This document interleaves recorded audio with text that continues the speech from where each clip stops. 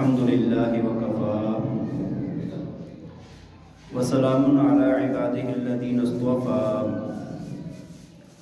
لا سيما على سيد الرسل وخاتم الأنبياء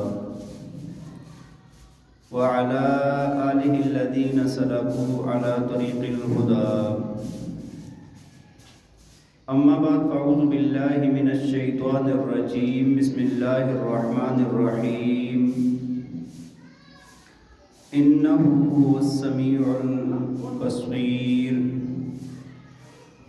صدق الله العظيم وصدق رسوله النبي الكريم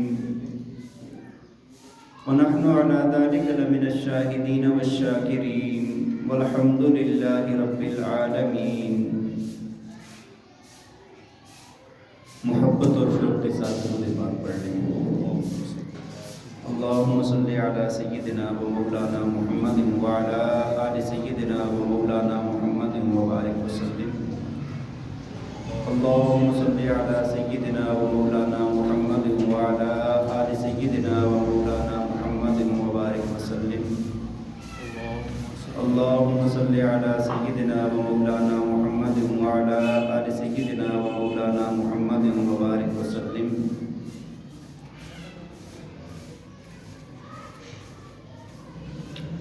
انتہائی قابل احترام، قابل صد احترام و تکریم معزز و مکرم سامعین کرام،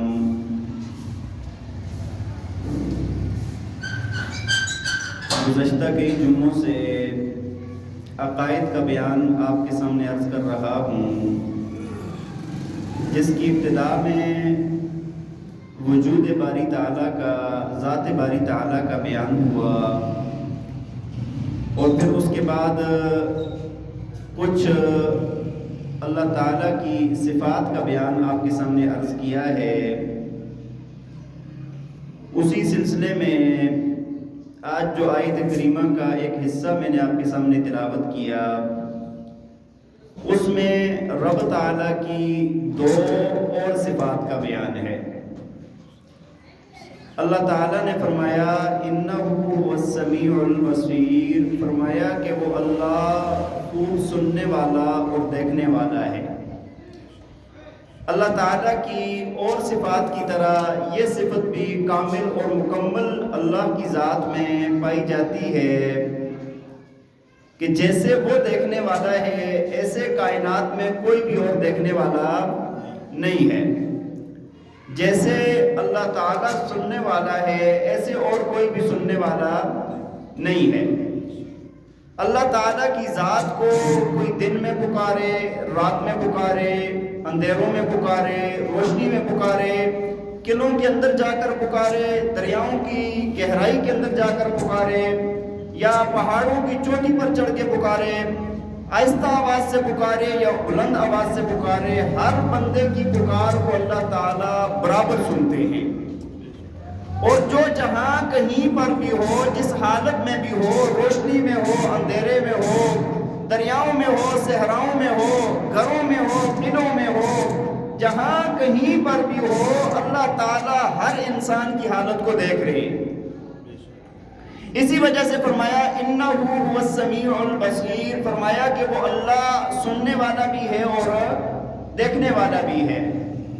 صحابہ کرام نے ایک بار نبی علیہ السلام سے عرض کی، یا رسول اللہ صلی اللہ علیہ وسلم، کیا اللہ کی ذات ہمارے قریب ہے کہ ہم اس کو آہستہ آواز سے پکاریں، یا اللہ کی ذات ہم سے دور ہے کہ ہم اس کو بلند آواز سے پکاریں؟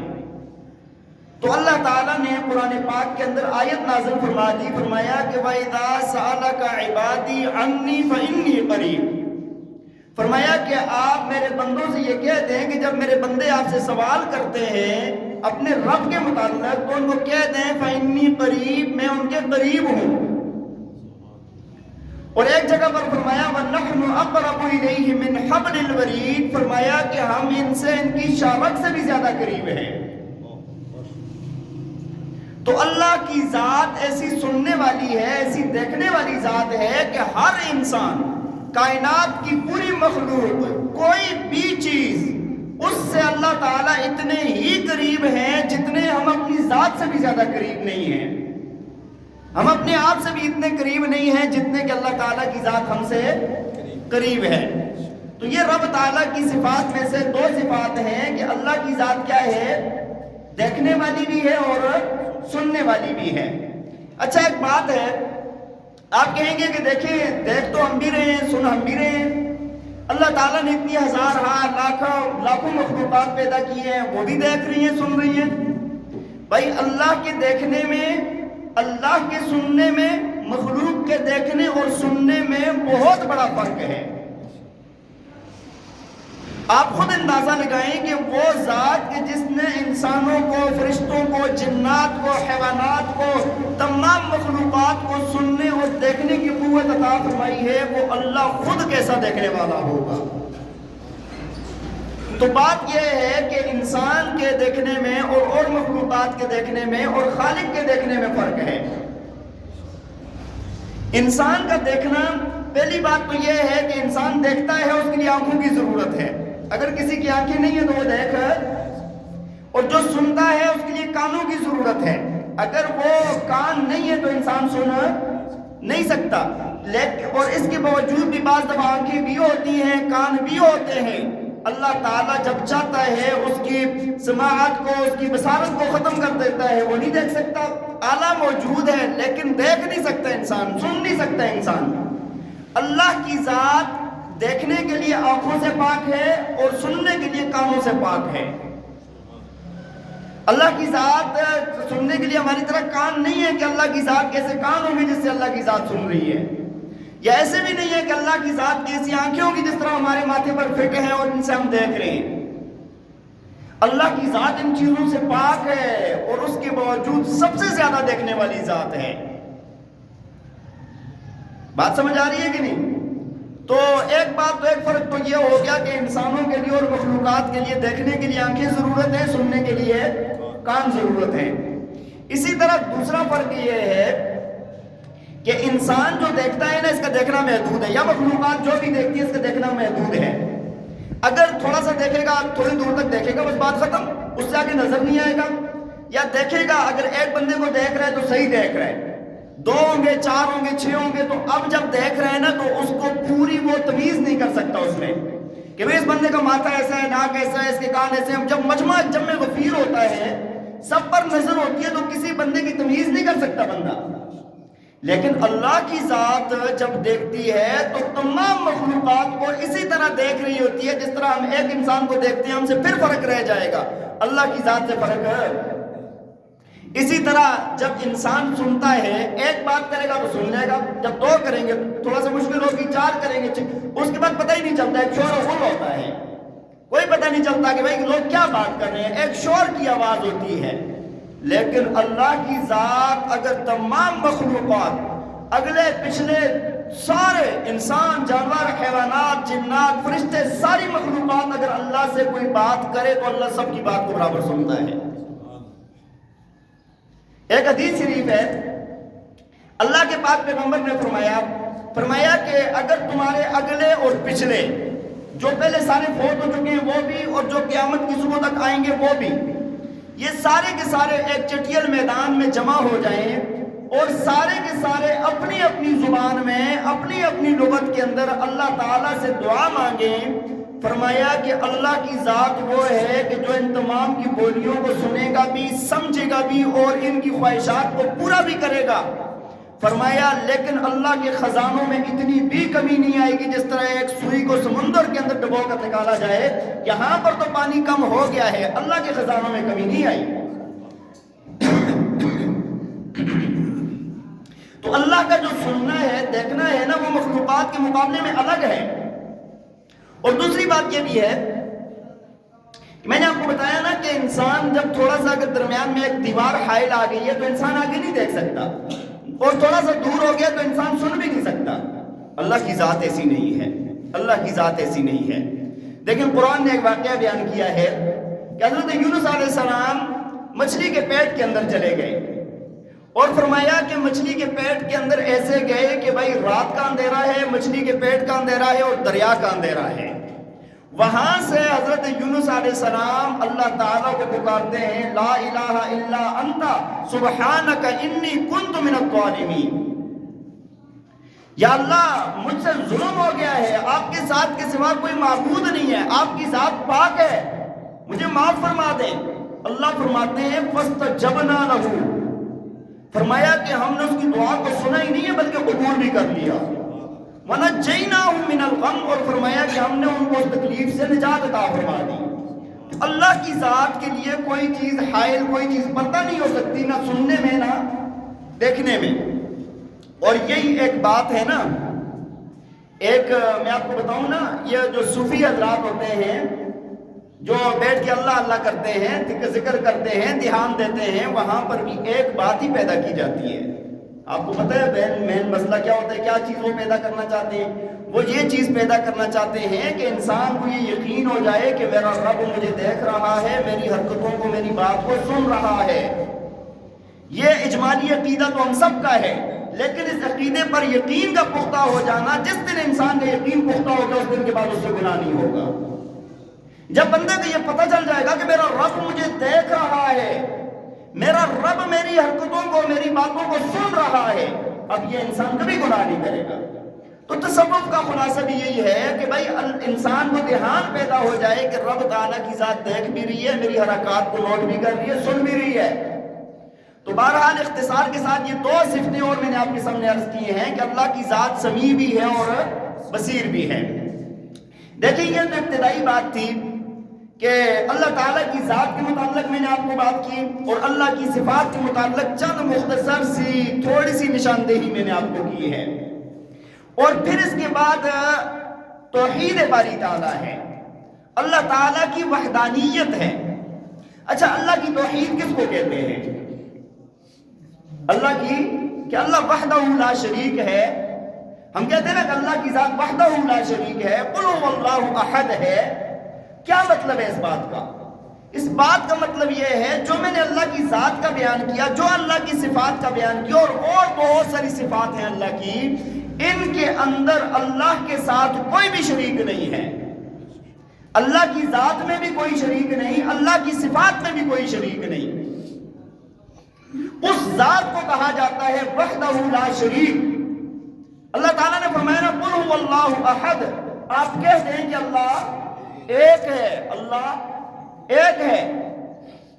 اگر اللہ کے ساتھ کوئی اور بھی معبود مان لیا تو پھر اس کا مطلب یہ ہے کہ یہ بندہ توحید پر نہیں ہے، یہ بندہ توحید پر ہے۔ تو اللہ کی توحید کو ماننا کہ اللہ وحدہ لا شریک ہے۔ اور دیکھیں نا، آپ عیسائیوں کا اللہ تعالیٰ نے رد فرمایا، وہ تین خدا مانتے تھے نا، ہم تین خدا مانتے تھے۔ اللہ تعالیٰ نے فرمایا لقد کفر الذین قالوا ان اللہ ثالث ثلاثہ، اللہ فرماتے ہیں ان لوگوں نے کفر کیا ہے جن نے یہ کہا کہ اللہ تین میں سے ایک ہے۔ اور ایک جگہ فرمایا لقد کفر الذین قالوا ان اللہ هو المسیح ابن مریم، کہ ان لوگوں نے بھی کفر کیا کہ جو یہ کہتے ہیں کہ مسیح بن مریم جو ہے وہ اللہ ہے۔ اللہ تعالیٰ نے مشرکین مکہ کا بھی رد کیا ہے جو کہتے تھے 360 خدا ہیں۔ قل یا ایھا الکافرون لا اعبد ما تعبدون، اللہ نے کہہ دیا کہ آپ کہہ دیں ان کافروں سے کہ جس کی تم عبادت کرتے ہو میں ان 360 کی عبادت نہیں کرتا، میں قل هو اللہ احد، ایک اللہ کی عبادت کرتا ہوں۔ تو اللہ کی ذات، اپنی ذات میں اللہ کا کوئی شریک نہیں ہے، اسی طرح اللہ کی صفات میں بھی اللہ کا کوئی شریک نہیں ہے۔ اللہ تعالیٰ ذات کے اعتبار بھی وحدہ لا شریک ہے اور صفات کے اعتبار سے بھی وحدہ لا شریک ہے۔ نہ صفات میں کوئی اللہ کے شامل ہے، نہ اللہ کی ذات میں کوئی شامل ہے۔ بات سمجھ آ رہی ہے کہ نہیں؟ یہی شرک ہوتا ہے، اللہ کی ذات میں، اللہ کی صفات میں کسی اور کو شریک ٹھہرا دیا تو بس وہ شرک ہو گیا۔ اللہ تعالیٰ نے بڑے بڑے مقامات عطا فرمائے ہیں، بڑے بڑے اولو العزم انبیاء کو پیدا فرمایا، فرشتوں کو پیدا فرمایا، لیکن اللہ تعالیٰ نے اپنی ذات اور صفات کے اندر کسی کو شریک نہیں فرمایا۔ اور جو اللہ کی ذات اور صفات کے اندر شرک کرتا ہے اللہ اس کی بخشش نہیں فرمائیں گے۔ ان اللہ لا یغفر ان یشرک بہ ویغفر ما دون ذلک لمن یشاء۔ لوگ کہتے ہیں اللہ بڑا غفور الرحیم ہے، اللہ غفور الرحیم ہے، کوئی غفور الرحیم۔ اللہ نے یہ فرمایا ہے کہ جو بندہ شرک کرے کرے گا میں اس کی مغفرت نہیں کروں گا۔ ان الشرک لظلم عظیم، شرک سب سے بڑا ظلم ہے۔ اور ایک جگہ فرمایا وَلَا نُقِيمُ لَهُمْ يَوْمَ الْقِيَامَةِ وَزْنًا، شرک کرنے والوں کے اعمال کو اللہ تولے گا نہیں بغیر پوچھے جہنم میں۔ ان کے اوپر ہوں گے نا یہ اچھائیاں نہیں تولے گا اللہ، دیکھے گا ہی نہیں، اس کی اچھائیاں ساری ختم ہو جاتی ہیں جو شرک کرنے والا ہوتا ہے۔ تو بہرحال میں بات یہ عرض کر رہا تھا کہ اللہ کی ذات کے اعتبار سے بھی وحدہ لا شریک ہے، صفات کے اعتبار سے بھی وحدہ لا شریک ہے۔ اچھا اللہ تعالیٰ نے نا اپنی توحید کہا کہ میں وحدہ لا شریک ہوں، میرے ساتھ کوئی شریک نہیں ہے۔ قرآن کے اندر نا بڑے الگ الگ اور عجیب و غریب انداز سے اس کو بیان کیا ہے۔ قرآن بھرا پڑا ہے، کوئی صفحہ آپ کو ایسا نہیں ملے گا جس میں اللہ کی توحید کا ذکر نہ ہو۔ نماز ہم پڑھتے ہیں نا، ہم کیا کہتے ہیں ایاک نعبد و ایاک نستعین، یا اللہ ہم خاص تیری ہی عبادت کرتے ہیں۔ یہ ایاک کا جو لگایا ہے نا ابتدا میں اللہ تعالیٰ نے، اس کا معنی ہی بنتا ہے خاص تیری ہی۔ اب اگر کوئی یہاں پر یہ کہتا نا کہ یا اللہ تیری بھی عبادت کرتا ہوں تو ہو گیا، یا اللہ خاص تیری ہی عبادت کرتے ہیں، خاص تجھ ہی سے مدد چاہتے ہیں۔ بات سمجھ آ رہی ہے کہ نہیں؟ تو شرک معاف نہیں ہوتا۔ تو بات یہ عرض کر رہا تھا کہ اللہ تعالیٰ نے قرآن میں اپنی توحید کو ثابت کرنے کے لیے بہت سارے دلائل بیان فرمائے ہیں۔ دو تین باتیں آپ کے سامنے عرض کر دیتا ہوں میں۔ ایک تو اللہ تعالیٰ کی جو ذات ہے، اللہ کی ذات میں کوئی اور شریک نہیں ہے۔ اللہ تعالیٰ نے انسانوں کو سمجھانے کے لیے فرمایا خود بیٹھ کے سوچو۔ قرآن میں دلائل بیان فرمائے ہیں، دلائل کو خود سوچو، پھر خود فیصلہ کرو کہ کون معبود بننے کے لائق ہے اور کون معبود بننے کے لائق ہے۔ بات سمجھ آ رہی ہے کہ نہیں؟ دیکھیں کتنا اللہ تعالیٰ کا تمہیں عقل دی ہے، میں نے سمجھ دی ہے، میں تمہیں دلائل بتاتا ہوں، تم خود بیٹھو سوچو غور فکر کرو کہ بھائی کوئی ایسی ذات ہے کہ جو میری ذات کے ساتھ شریک ہو سکتی ہے؟ اس میں اللہ تعالیٰ نے اپنی مخلوقات کا بیان فرمایا ہے۔ فرمایا ایک میں معبود ہوں، ایک وہ معبود ہیں جو لوگوں نے بنائے ہوئے ہیں۔ میرے کام بھی دیکھ لو، ان کے کام بھی دیکھ لو، اس کے بعد بیٹھ کر فیصلہ کر لو کہ کون معبود ہے اور کون معبود نہیں ہے۔ پہلی بات بیان فرمائی ہے، فرمایا کہ تم میری پیدا کی ہوئی چیزوں کو بھی دیکھ لو اور ان کی پیدا کی ہوئی چیزوں کو بھی دیکھ لو۔ میں وہ رب ہوں کہ جس نے زمین آسمان کو، کائنات کو، مخلوقات کو، ہر چیز کو، ہر ذرے سے لے کر پہاڑ تک کو، زمین سے لے کر آسمان تک کو، ساری چیزوں کو میں نے پیدا کیا ہے، ساری چیزوں کو۔ اور جو تمہارے معبود تم نے بنائے ہوئے ہیں لَن يَخْلُقُوا ذُبَابًا وَلَا بِجْتَمَعُوا لَهُ، فرمایا سارے کے سارے جمع ہو کر ایک مکھی بنا کر تو دکھا دیں۔ لا يخلقون شيئا وهم يخلقون، فرمایا کہ انہوں نے کوئی چیز بھی پیدا نہیں کی بلکہ ان کو میں نے پیدا کیا ہے، یہ بھی پیدا کیے ہوئے ہیں۔ افمن یخلق کمن لا یخلق، اللہ فرماتے ہیں کیا پیدا کرنے والا اور نہ پیدا کرنے والا برابر ہو سکتے ہیں؟ تو اس سے خود بیٹھ کر اندازہ لگا لو، غور کر لو۔ ایک وہ ذات ہے کہ جس نے سب چیزوں کو پیدا کیا، ایک وہ ذات ہے کہ جو ہر چیز کو بنانے والی ہے، ایک وہ ذات ہے کہ جو ہر چیز کی مالک اور خالق ہے، اور ایک وہ ہے کہ جنہوں نے کچھ بھی نہیں کیا۔ کیا یہ دونوں برابر ہو سکتے ہیں؟ ہاں، ایک وہ ذات ہے کہ جو حی اور قیوم ہے، جو زندہ ہے، جتنے بھی زندہ ہیں ان کو زندہ اسی نے رکھا ہوا ہے۔ قیوم کا معنی وہ ہوتا ہے جو اپنی ذات کے اعتبار سے قائم ہو اور سب کو قائم رکھنے والا ہو۔ ایک تو وہ ذات ہے، اور اس کے مقابلے میں وہ دوسرے ہیں اموات غیر احیاء وما یشعرون ایان یبعثون۔ ہاں، ایک طرف تو وہ ذات ہے کہ لا تأخذہ سنۃ ولا نوم، کہ وہ ذات ہے جس کو نہ نیند آتی ہے نہ اونگ آتی ہے۔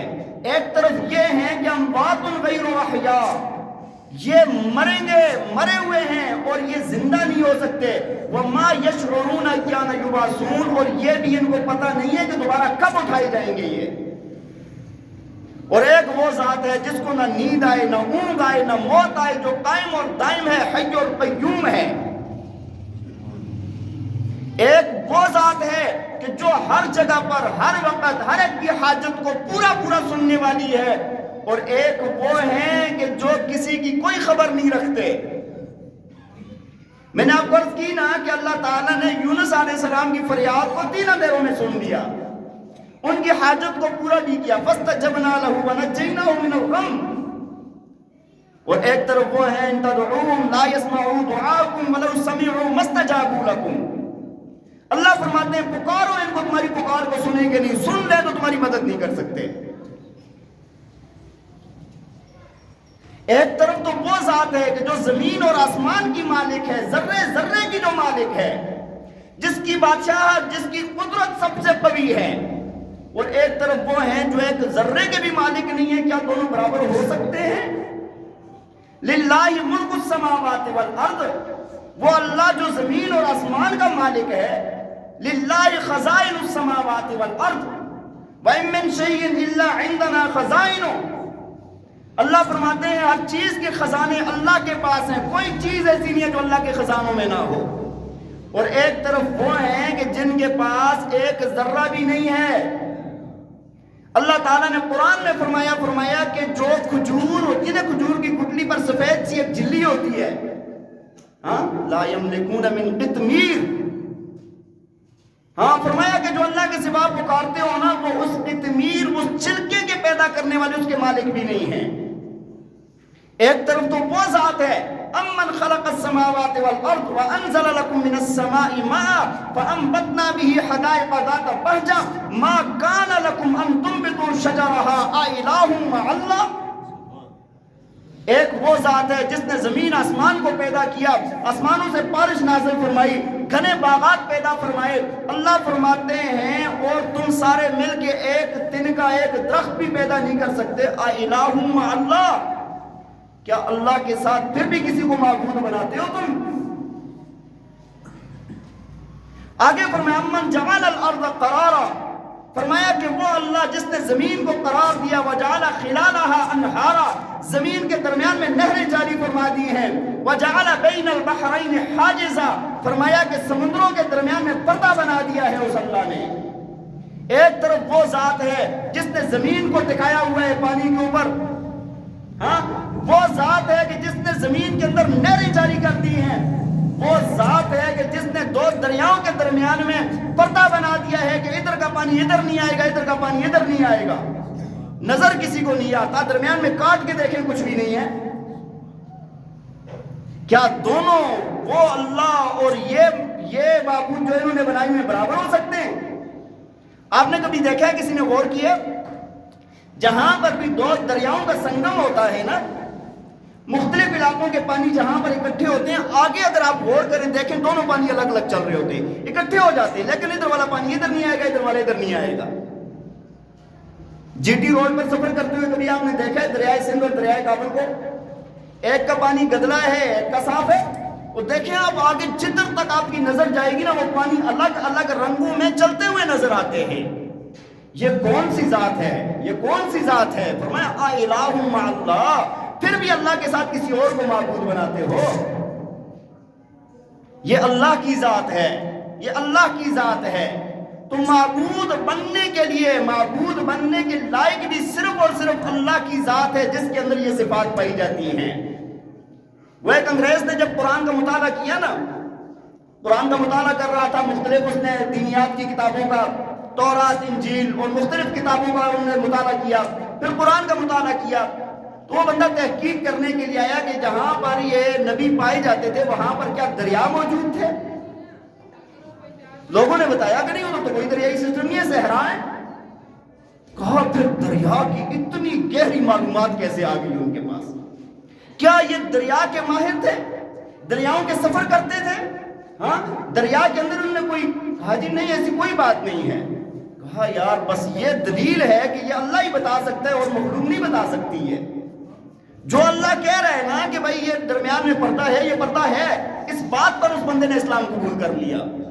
تو قرآن ایک معجزاتی دلیل ہے، جو بندہ بھی اس میں غور و فکر کرے گا، توجہ کرے گا، بنظر انصاف کرے گا، وہ اس کو مانے بغیر نہیں رہ سکتا،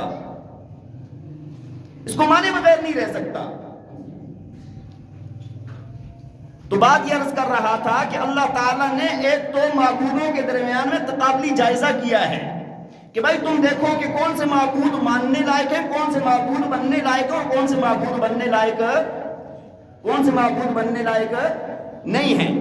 ایک بات تو یہ کی، دوسری بات ایک اور فرمایا کہ غور و فکر کرو، تم دیکھو سنو غور کرو، اللہ تعالیٰ نے لاکھوں سال سے زمین آسمان کو قائم فرمایا ہے، اور جب سے زمین آسمان کا نظام قائم ہوا ہے تب سے لے کر آج تک اور قیامت کی صبح تک اس کے اندر کوئی تغیر اور تبدل، سورج جس وقت کے اندر نکلتا ہے، جب غروب ہوتا ہے، چاند کے طلوع اور غروب میں، ستاروں کے طلوع اور غروب میں، دن اور رات کے آنے جانے میں، جب سے دنیا بنی ہے آج تک ایک سیکنڈ کا فرق نہیں آیا۔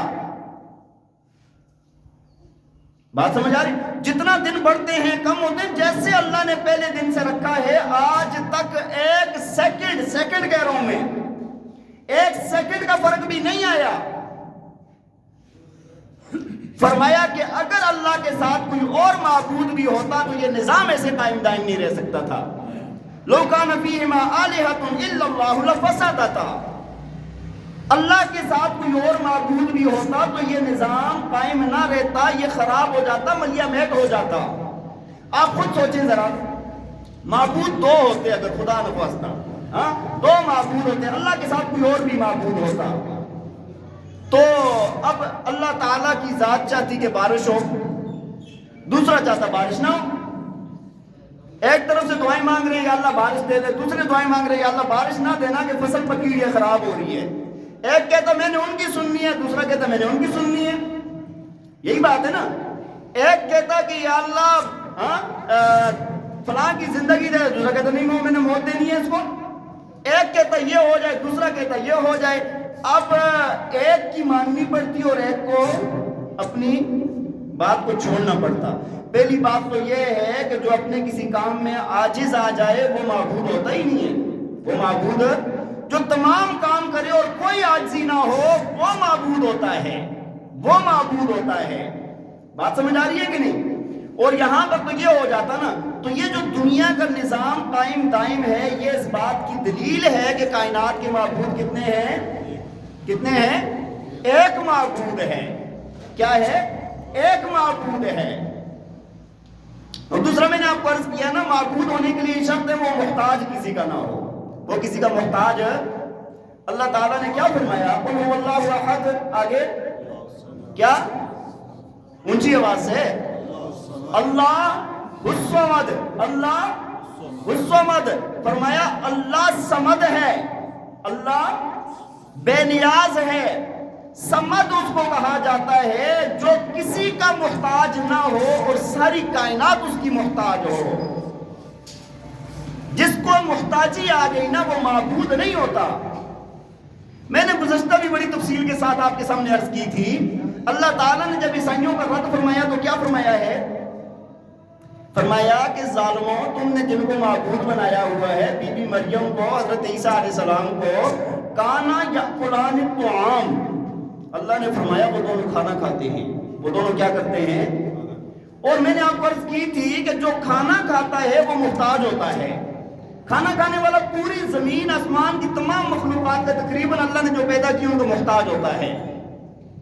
ہاں دیکھیں نا، ایک بندہ ہے جو کھانا کھاتا ہے وہ پہلے زمین کا محتاج ہے، پھر بیج کا محتاج ہے، پھر بیج بونے والے ٹریکٹر کا محتاج ہے، پھر اس کے بعد اس کے اوپر بارش آئے گی تب جا کر غلہ نکلے گا اس کا محتاج ہے، پھر کٹان کاٹنے والوں کا محتاج ہے، پھر تھریشر کا محتاج ہے، پھر دانا بھوسا الگ ہو گیا، پھر اس کے بعد پیسنے والی چکی کا محتاج ہے، چکی میں آگے آٹا پھر لا کے، پھر اس کے بعد بھوننے والی کا محتاج، پکانے والی کا محتاج، آگ کا محتاج، توے کا محتاج، کھانے کے لیے دانتوں کا محتاج، پھر ہضم کرنے کے لیے معدے کا محتاج۔